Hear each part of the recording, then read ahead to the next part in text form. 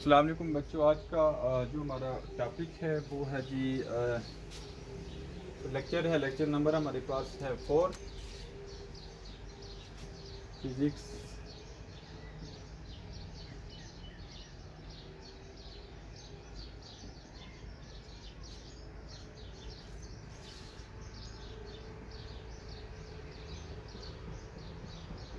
अच्छा, हमने वेव्स के बारे में पिछले लेक्चर में पढ़ा था कि वेव्स हमारे पास बेसिकली क्या हैं।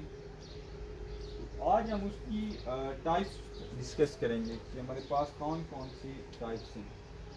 बेसिकली दो हमारे पास इसकी जो मेजर टाइप्स हैं, एक है जी कि मैकेनिकल वेव्स, दूसरी है जी कि इलेक्ट्रोमैग्नेटिक वेव्स।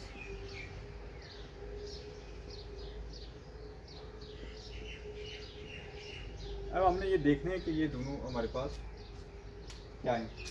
तो mechanical waves which require any medium for their propagation are called mechanical waves.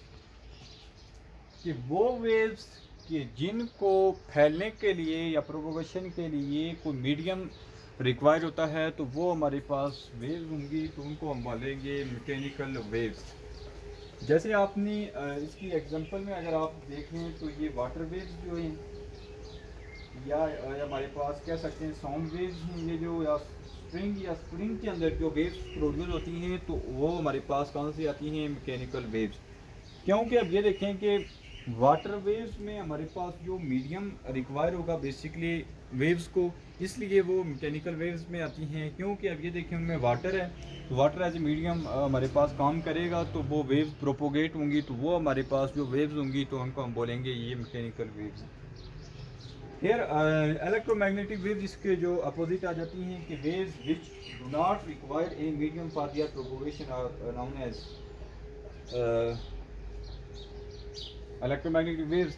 जैसे आप ये देख लें कि टेलीविजन वेव्स हैं या रेडियो वेव्स हैं, तो ये हमारे पास वेव्स आ तो रही हैं लेकिन ये हमें कहीं पे भी देखें इनका मीडियम इनको रिक्वायर नहीं है। ये विदाउट जो है ना अपना मीडियम ये क्या कर रही हैं कि मूव कर रही हैं। जैसे अभी वेव्स के बारे में हमने पहले पढ़ा था कि वेव बेसिकली क्या है कि कैरियर ऑफ एनर्जी। ये एनर्जी को एक जगह से दूसरी जगह क्या करते हैं, कैरी करते हैं, लेके जाते हैं।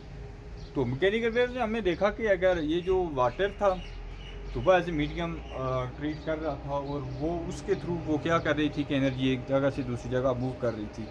लेकिन जब हमने टेलीविजन वेव्स और रेडियो वेव्स की तरफ देखा तो वो हमने देखा जी कि उनको जो है ना कहीं पे भी मीडियम रिक्वायर नहीं होता है अपनी प्रोपोगेशन के लिए। तो ये आपने इसकी दो टाइप्स करनी है, मैकेनिकल वेव्स और इलेक्ट्रोमैग्नेटिक वेव्स। इसमें आपने दोनों की डेफिनेशन लिखनी है और डेफिनेशन लिखने के बाद इनकी दो दो तीन तीन एग्जांपल्स भी करनी है। तो उसके बाद हमारे पास क्या आता है जी कि फर्दर जो मैकेनिकल वेव्स है तो आगे इसकी टाइप्स आ जाती हैं। तो मैकेनिकल वेव्स की फर्दर दो टाइप्स हैं। एक हमारे पास आ जाती है जी कि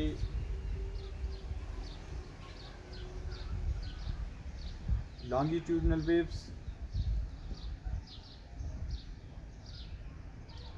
एक हमारी आ जाती है जी कि ट्रांसफर वेव्स।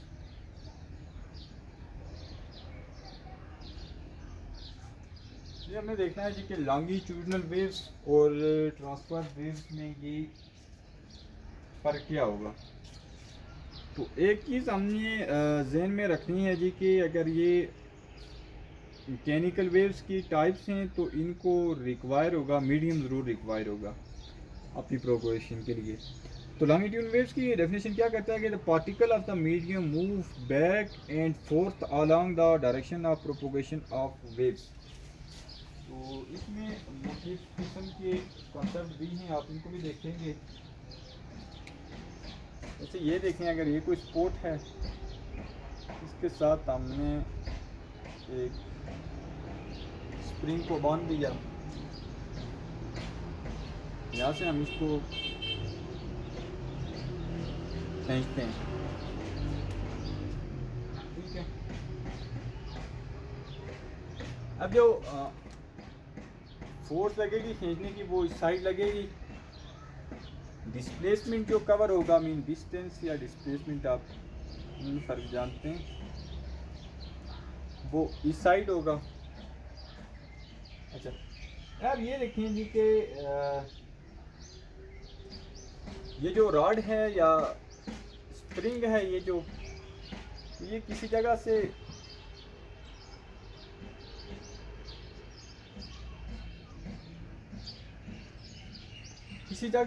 इसके दरमियान जो डिस्टेंस है वो क्या होगा, कम होगा, और किसी जगह इसका जो डिस्टेंस होगा तो वो ज़्यादा होगा। तो जहाँ पे डिस्टेंस ज़्यादा होगा तो उसको हम कंप्रेशन बोलेंगे, और जहाँ पे हमारे पास इसका डिस्टेंस कम होगा उसको हम ये बोलेंगे जी कि रिफ्रैक्शन। दो इसमें टर्म आ रही हैं, एक आ रही है जी कि रिफ्रैक्शन और एक दूसरा आ रही है जी कंप्रेशन। तो इसके स्प्रिंग के दरमियान जो डिस्टेंस है आपस में अगर ज़्यादा होगा, आपस में ये जुड़े होंगे तो उनको कंप्रेशन, लेफ्ट कंप्रेस से निकला हुआ है, उसको हम बोलेंगे ये कंप्रेशन है। और अगर उन दोनों के दरमियान डिस्टेंस आपस में क्या है, ज़्यादा है, गैप है, तो उसको हम बोलेंगे रिफ्रैक्शन। तो दो कंप्रेशन या रिफ्रैक्शन के दरमियान जो डिस्टेंस है तो उसको हम क्या बोलेंगे कि एक वेवलेंथ। जैसे ये है, फिर ये हो गया, ये भी कंप्रेशन हो गया और ये भी कंप्रेशन हो गया। इन दो के दरमियान जो डिस्टेंस है उसको वेवलेंथ, और इसको हम जो डिनोट करते हैं वो करते हैं लेमडा से।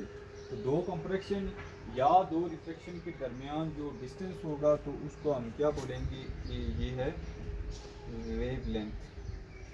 तो यह जो था इसका ट्रांसफर वेव और इसके दरमियान में जो था ट्रांसफर वेव में क्या कहता है कि the vibratory motion of the particle of the medium is perpendicular to direction of propagation of waves. Perpendicular ये चीज़ होगी कि 90 का एंगल आपस में बनाएंगे। क्या क्या चीज़ें हैं कि vibratory motion of particle of medium is perpendicular to direction of propagation of waves, कि अगर यहाँ इस साइड फर्ज करते हैं कि वेव्स आपस में हमारे पास प्रोपोगेट हो रही हैं, तो इसका जो पार्टिकल ऑफ मीडियम जो होगा तो वो इस साइड होगा, ये आपस में क्या होंगी, परपेंडिकुलर होंगी। उसके बाद हमारे पास एक आता है जी कि क्रेस्ट और ट्रफ का जो आता है, फर्ज करेंगे स्प्रिंग इस तरह से है कि